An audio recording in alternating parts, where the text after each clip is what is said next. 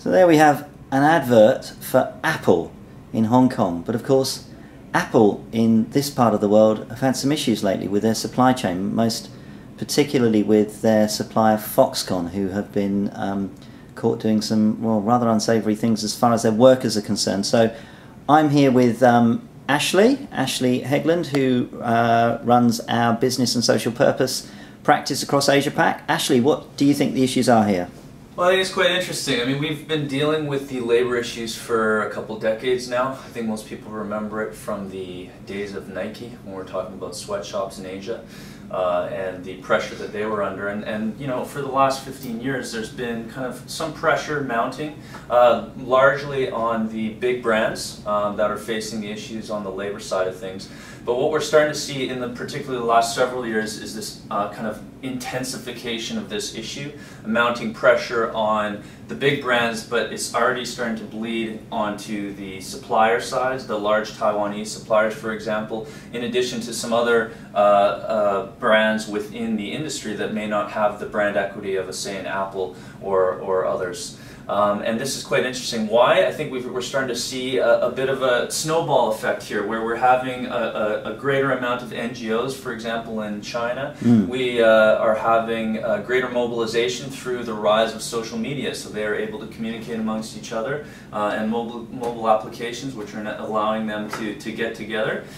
This is putting increasing pressure, and therefore the media is taking greater interest. At the same time, you're starting to have these brands such as Apple that are becoming so massive, having such a huge impact on a number of people, that many more people are taking an interest, including their employees, including customers now. And then I think you throw on top of that now the government, for example in China, with a 12 five-year plan, looking at domestic consumption and their willingness to allow workers to voice their opinion a little bit more, which is putting even more increasing pressure on these companies. So what's kind of very interesting is a month ago at the end of January, you have a massive article in the New York Times pointing to Apple, talking about those unsavory conditions that you mentioned.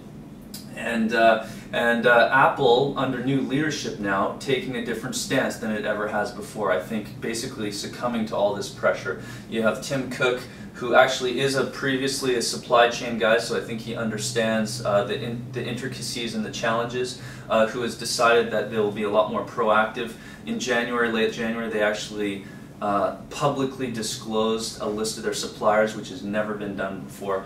And even the last 2 days, they have got an independent NGO, FLA, to go into Foxconn specifically to look at some of the issues. And already this morning, we see articles about other NGOs that are displeased because the FLA, who's funded by Apple, has their chief coming out saying, oh, things look pretty good in Foxconn. And so a lot of people asking questions about that whole process. But I think what this means is that huge amounts of pressure on Apple, but also the rest of the industry. And the interesting thing for Apple, which I think is actually a good move for Apple, is that they are premium pricing. So therefore, any of the extra costs are going to benefit them. And the big question is going to be how are their competitors going to be able to deal with this new pressure?